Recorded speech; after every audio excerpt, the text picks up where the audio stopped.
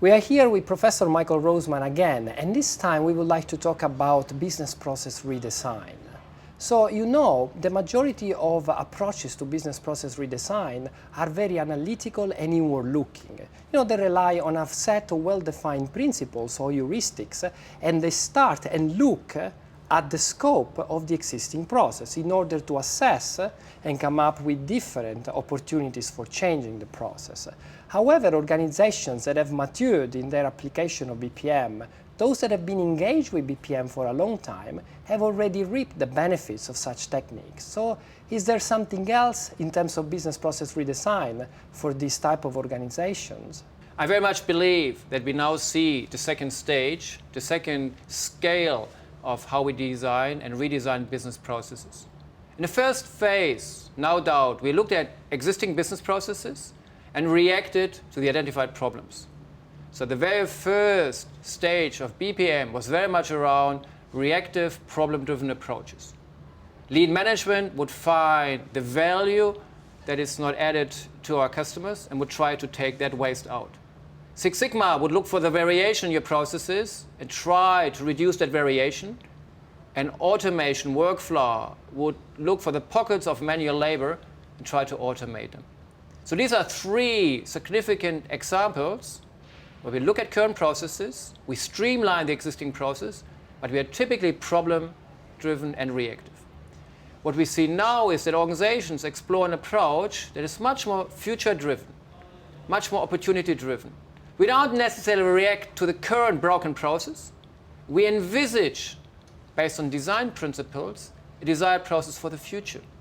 Instead of asking us, how do I overcome a current problem, we ask ourselves, how do we get to this desired process? Instead of being problem-driven, we are opportunity-driven. Instead of reactive, we are proactive.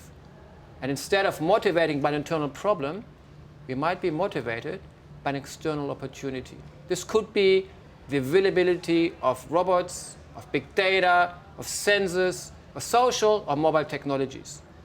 Instead of looking at a process and ask yourself, how do I redesign it? These organizations follow an outside-in approach and try to explore how new technological artifacts or business models can be adopted within their landscape of business processes. So you're talking more about a transformative approach to redesign that leads to innovation, right?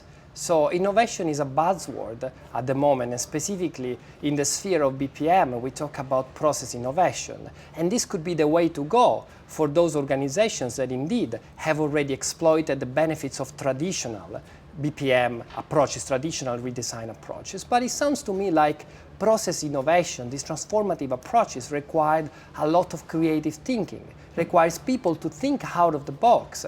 So is it process innovation a rather unstructured approach that is only reserved to a handful of very creative craftsmen that can master the art of innovation? Or is there also a place for the everyday process analyst or even the everyday process participant to contribute to transformative process change? It's a very good question. Process innovation is not a new concept. 20 years ago, highly influential books on process innovation were written. But what they motivated us to truly innovate, to truly re-engineer process, they lacked the detailed rigor and methods. What happened in the last 20 years? BPM was targeting the reactive, problem-driven redesign, and we ended with the ability to streamline processes. We could call this process improvement, and we typically end up with what the customer, what the internal stakeholder expects. Let me give you an example. A large corporate entity was able to standardize, to centralize the internal maintenance of a customer record. There was a massive process redesign effort, but at the very end, you got a process that just led to what the customer expected and did not delight the customer. A massive step for the organization, small step for their clients. This is problem-driven, process-driven redesign. Process innovation requires to go beyond this, to not just exploit the current boundaries of a process, but to expand it. And we truly believe that methods that are not just relying on personal creativity are able to guide the process analyst of the future. Let me give you two examples. One is what we call design-led process innovation. Design-led process innovation is the fusion of business process improvement and design thinking. We take the credentials, the abilities of design thinkers to show empathy with customers, to create first prototypes, to have a more iterative, less sequential approach to process design, and we try to shape desired process prototypes for the future. The second example is what we call positive deviance. Positive deviance is a very different way of thinking about process redesign than what we've seen over the last 20 years.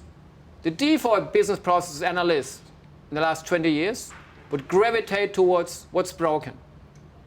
Positive deviance gravitates towards what works well. We reuse our skills around root cause analysis, but this time not to explore the root causes of failure, but the root causes of success.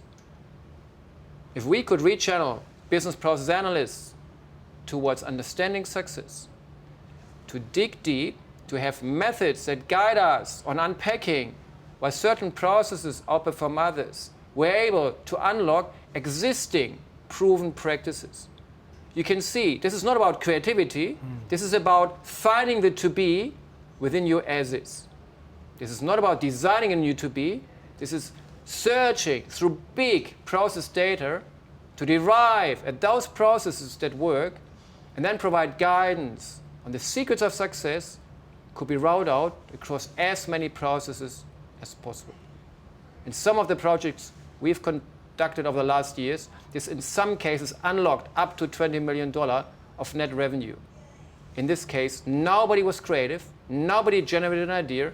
It just came down to highly analytical, very purposeful analysis of the secrets of success based on massive, big process data.